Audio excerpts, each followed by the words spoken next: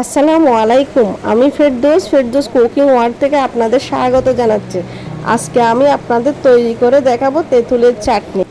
যারা আচার প্রেমী আছেন তারা আমার রেসিপি ফলো করে আচার বানাতে পারেন। আমার এই আচার দেখতে যেমন লোভনীয় হয়েছে, খেতেও অসাধারণ হয়েছে। তাহলে শুরু করা যাক আজকের রেসিপি।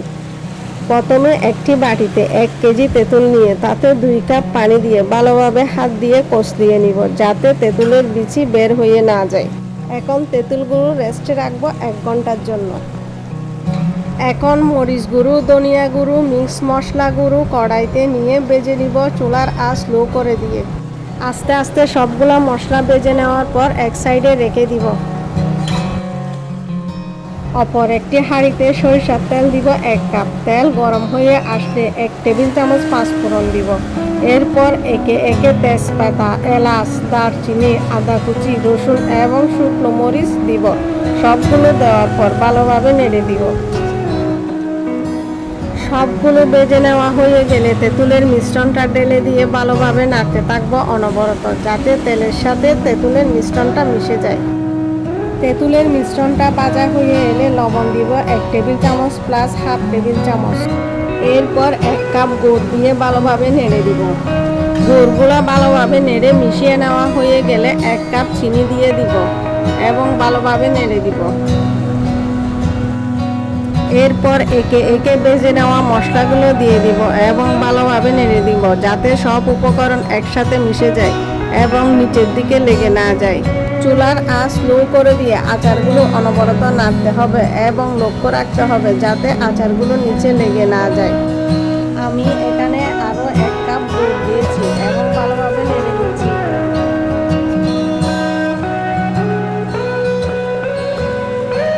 আমার মিষ্টির পরিমাণটা কম হয়েছে, তাই আরও 1 কাপ চিনি দিয়ে দিয়েছি। আপনারা চাইলে মিষ্টির পরিমাণটা কম বেশি দিতে পারেন। এরপর আচারটাকে অনবরত নাড়তে থাকবো, যাতে চিনির পানিটা শুকিয়ে যায়। চিনির পানিটা শুকিয়ে আসলে ভেজে নেওয়া মিক্স মশলা দিয়ে দিব এবং ভালোভাবে নেড়ে নিব। আপনারা আচারটা গুড় আর চিনি দিয়ে করবেন, শুধু গুড় দিয়ে করলে আচারের স্বাদটা ভালো আসে না। আচারটা ভালোভাবে নাড়তে থাকবো, যাতে মশলার ফ্লেভারটা সব দিকে ভালোভাবে মিশে যায়। আমার আচারটা প্রায় হয়ে এসেছে। এবার আমি বিট লবণ দিব 1 টেবিল চামচ। আপনারা বিট লবণটা দেওয়ার চেষ্টা করবেন, কারণ বিট লবণ দিলে আচারের স্বাদ অনেক গুণ বেড়ে যায়। এখন ভিনেগার দিব হাফ কাপ। আচারে ভিনেগার দিলে আচারটা অনেক দিন সংরক্ষণ করা যাবে, আর ভিনেগার দেওয়ার পর আচারটাকে ভালোভাবে নেড়ে নিতে হবে, যাতে ভিনেগারটা আচারের সাথে মিশে যায়। আচারটা স্পুনে নিয়ে দেখাচ্ছি আচারের কনসিস্টেন্সিটা কেমন হবে। আমার আচারটা হয়ে এসেছে। আচারটা ঠান্ডা হওয়ার পর আপনাদের সাথে শেয়ার করতে চলে এলাম। আপনারা এই আচার গরম গরম ভাতের সাথেও খেতে পারেন আর এমনিও খেতে পারেন। আর এই আচারটা কাচের বয়মে রেখে সংরক্ষণ করতে পারবেন 1 বছর পর্যন্ত। এই আচার দেখতে যেমন লোভনীয় হয়েছে, খেতেও অনেক মজার হয়েছে। আপনারা এই মজাদার আচার বাসায় বানিয়ে আমার সাথে শেয়ার করবেন।